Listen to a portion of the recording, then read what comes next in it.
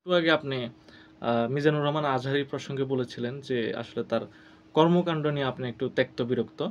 তো আজহারীর উপর এত বিরক্ত কেন আপনি বা বিরক্তের কারণটা কি? দেখেন তিনি তো আমার বয়সে ছোট। তো বয়সে ছোট একটা মানুষ এত কিছু করবে, এটা একদিকে জেলাস তৈরি করে, হয়তো এই কারণে মানে হতে আজহারী পারে। আপনার বয়সের ছোট? অনেক ছোট। কত তো বছর? আমার কাছে মনে হয় তিনি আমার থেকে ৫-৬ বছরের ছোট। তার বয়স সম্ভবত এখন ৩৪ বা ৩৩, যদি আমি ভুল না করে থাকি। তো সামগ্রিকভাবে একটা বিষয় আছে, সেটা হলো যে হয়তো এই কারণে আমার কাছে মনে হয় যে আমি তার কোনো কিছু দেখলে, কোনো অন্যায় দেখলে, তিনি তো প্রচুর অন্যায় করেন। তিনি যেহেতু কথা বিক্রি করে খান, কোরআন বিক্রি করে খান, ধর্মটাকে বিক্রি করে খান, এটাই তার জীবনের রুটি রুজির একমাত্র রাস্তা, অন্য কোনো রাস্তায় তিনি হাঁটছেন না। এখন আপনি যদি আমাকে বলেন যে আপনি তো জ্ঞান বিক্রি করেন, আমি জ্ঞান বিক্রি করি, জ্ঞানটাকে প্রপারভাবে উপস্থাপন করি। আমি এমন কিছু মানুষের কাঁধের উপরে চাপিয়ে দিই না যেটা মানুষের জন্য ক্ষতিকারক হতে পারে, মানুষের জন্য পরবর্তীতে বুমেরাং একটা সিচুয়েশন তৈরি করতে পারে, এমন কিছু আমি করি না। কিন্তু তিনি করেন। হায়াজ নেফাস নিয়ে এটা বলেন, অমুক নিয়ে ওটা বলেন। আসলে ধর্মের যে জায়গা, মূল জায়গা যেটা, সেটা হচ্ছে হালাল উপার্জন। তিনি নিজে হালাল উপার্জন আমার কাছে মনে হয় না যে তিনি করেন। কারণ ফেসবুক থেকে টাকা ইনকাম করাটা হালাল উপার্জন না, ধর্মীয় দৃষ্টিকোণ থেকে। ইউটিউব থেকে টাকা উপার্জন করা হালাল উপার্জন না, ধর্মীয় দৃষ্টিকোণ থেকে, আমার যে ধর্মীয় বিশ্লেষণ সেখান থেকে। এখন যদি আপনি আমাকে প্রশ্ন করেন যে আপনি তাহলে ইউটিউব থেকে কি টাকা পেলে আপনি উপার্জন করবেন না? হ্যাঁ, উপার্জন করব, কিন্তু সেই টাকা আমি আমার জীবন জীবিকার জন্য ব্যয় করব না। আমি আমার গাড়ি কেনার জন্য, আমি আমার বাড়ি কেনার জন্য, আমি আমার সন্তানের ভরণ পোষণের জন্য, আমি আমার স্ত্রীর ভরণ পোষণের জন্য ফেসবুক বা ইউটিউব থেকে উপার্জিত অর্থ ব্যয় করব না। আমি এটা এই উপার্জিত অর্থ সেই কাজে ব্যয় করব যেই কাজটা আমার ব্যক্তি জীবনের সাথে সম্পর্কিত না। যেমন আমি একজনকে একটা সাপোর্ট দিলাম, একটা মানুষকে আত্মকর্মসংস্থানের ব্যবস্থা করে দিলাম, একটা দলীয় কর্মসূচির মাধ্যমে ১,০০,০০০ টাকা খরচ করলাম, সেটা আমি করতে পারি। কিন্তু এই টাকা দিয়ে ফ্ল্যাট কেনা, বাড়ি কেনা, গাড়ি কেনা, জামা কাপড় পরা, আংটি কেনা, ঘড়ি কেনা, দামি ঘড়ি, ব্র্যান্ডের কোট পরা, মানে কত বড় গর্ধব! আমার কাছে গর্ধব বলা ছাড়া আসলে আমার কাছে উপায় নাই। বলতেই হচ্ছে আমাকে। দেখেন পাঞ্জাবি পড়েছে, পাঞ্জাবির উপরে ব্লেজার পড়েছে। আপনি তো ধর্মীয় অনুশাসন মানার কথা বলতে এসছেন। তো ধর্মীয় অনুশাসন মানার কথা বলতে এসে আপনি কেন পাশ্চাত্যের পোশাক পরছেন? আপনি যেখানে বড় আলখাল্লা পরছেন, সেখানে বড় আলখাল্লার সাথে কোন ড্রেসটা, কোন পোশাকটা আপনার শীত নিবারণে উপযুক্ত, সেটা আপনি নির্ধারণ করবেন।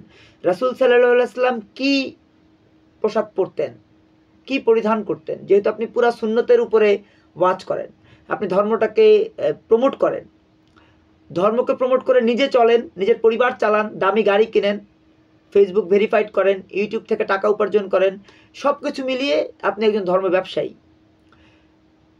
সাবেক এমপি হারুনুর রশিদ, বিএনপি নেতা, তিনি যেভাবে বলেছেন আপনাকে, আমি ঠিক একইভাবে বলতে চাই। যদি ধর্ম বিক্রি না করতেন, আপনাকে কেউ চিনত না। আজকে মোমিন মেহেদিকে মানুষ কেন চেনে না? কারণ ধর্ম বিক্রি করে না। মোমিন মেহেদি স্বাধীনতা বিক্রি করেনি। দেখেছেন না শেখ হাসিনার গোষ্ঠী, পুরা গোষ্ঠীটা, ফ্যাসিবাদের পুরা দোসর যারা ছিল, পুরা টিমটা স্বাধীনতাকে বিক্রি করেছে। এখনো তারা স্বাধীনতাটাকে বিক্রি করছে। আবার এই আজহারি সাহেবেরা ধর্মটাকে বিক্রি করছেন। আরে ধর্ম বিক্রি করবেন কেন?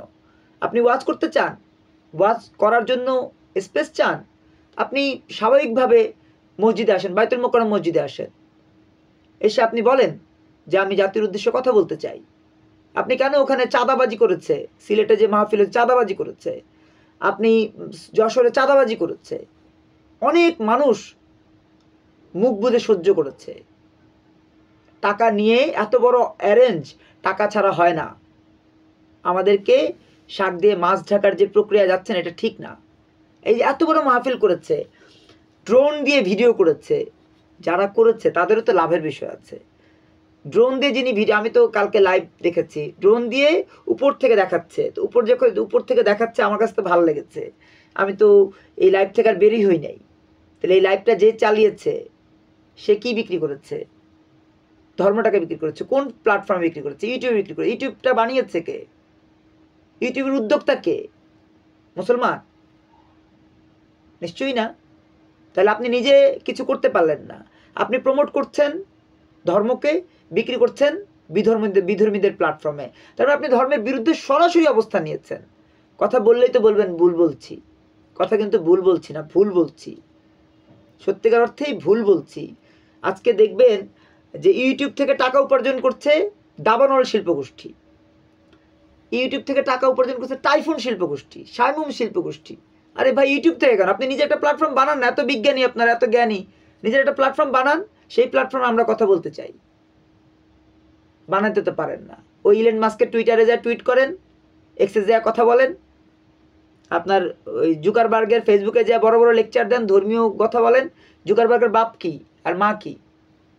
আমি এই জন্য বলতে চাই যে আজহারী সাহেবদের উচিত হালাল উপার্জনের ওয়াজ করা। আমরা যেন আমাদের মতো থেকে বিজ্ঞানী বের করতে পারি, সেই বিজ্ঞানী যেন ফেসবুকের চেয়ে বড় কিছু বানায়, সেই প্রক্রিয়া আমাদের হাঁটা দরকার। খালি মাদ্রাসায় ভর্তি করো, খালি মাদ্রাসায় ভর্তি করো, তা মাদ্রাসায় ভর্তি করলে কি হবে? বেহেশতে যাবে? যদি বেহেশতের কথা বলেন, যদি ইহলৌকিক কথা না বলেন, তাহলে আপনি কেন এত ব্র্যান্ডের জামা কাপড় পরেন? আপনি কেন দামি গাড়ি চালান? আপনি কেন দামি আংটি পরে সেটা আবার ওয়াজের সময় ইন্টেনশনালি দেখান জনগণকে? কেন আপনার দামি ঘড়িটা আমাকে দেখাচ্ছেন? কই, আমি তো দামি ঘড়ি পরছি না, আমি তো পড়ি না, আমার কিন্তু ক্যাপাবিলিটিস, আমি তো পড়ছি না, কেন পড়ছি না? তো এইসব নিয়ে আমার আজহারী সাহেবের কাছে আমার অনেক অভিযোগ, ব্যক্তি আজহারীর কাছে আমার অনেক অভিযোগ। আমি জানি কেউ আমাকে ছোট করতে চাইবেন, কেউ আমাকে খোঁচা মারতে চাইবেন, কেউ আমাকে বকা দিতে চাইবেন, যে যার মতো করে বকা দিতে পারেন, কিন্তু একবার ভাববেন যে কথাটা যৌক্তিক কিনা। যে তিনি হালাল উপার্জনের ওয়াজ করেছেন 1 ঘন্টা 17 মিনিটে, তিনি একবারও হালাল উপার্জনের কথা বলেছেন? খালি অমুকের কুৎসা তমুকের কুৎসা। আমি কিন্তু কুৎসা করছি না, আমি গঠনমূলক সমালোচনা করছি। আমি বলতে চাই, তিনি যদি আমি যেভাবে ধর্মটাকে দেখতে চাই সেই রাস্তায় আসেন, তার বিরুদ্ধে আমার কোনো অভিযোগ নাই। আল্লামা সাঈদী কি বলেছেন? যে বাঘের মতো, সিংহের মতো একদিন বাঁচো, শেয়ালের মতো অনেক দিন নয়। কই, আজহারী সাহেব তো বাঘের মতো সিংহের মতো বাঁচতে চান না, তিনি তো দালালের মতো বাঁচতে চান। দালালি করছেন তিনি রীতিমতো, কোনো না কোনো পলিটিক্যাল গ্রাউন্ডের তিনি দালালি করছেন, যেটা আমাদের জন্য, ধর্মের জন্য, মানবতার জন্য, সুশিক্ষার জন্য অন্তরায় হয়ে দাঁড়াবে আগামী দিনগুলোতে। কারণ বিএনপির একটা বড় সমর্থক গোষ্ঠী আজহারীকে পছন্দ করছে না, যেখানে সেখানে তাকে বয়কট করার চেষ্টা করে। তার ফাঁসির দাবিতে জাতীয় প্রেস ক্লাবের সামনে মানববন্ধন হয়েছে। হাস্যকর না বিষয়টা? আমার ফাঁসির দাবিতে আপনারা আন্দোলন করলে সেটা কেমন হবে? আমাকে যদি আপনারা মবের স্বীকার করতে চান, তাহলে কেমন হবে? আমি তো আপনারই ভাই, দেশের মানুষ মানে তো আপনার ভাই, আপনি আমার বিরুদ্ধে অবস্থান কেন নেবেন? তাহলে এখান থেকে যদি আমাকে সরাতে হয়, তাহলে কি করতে হবে?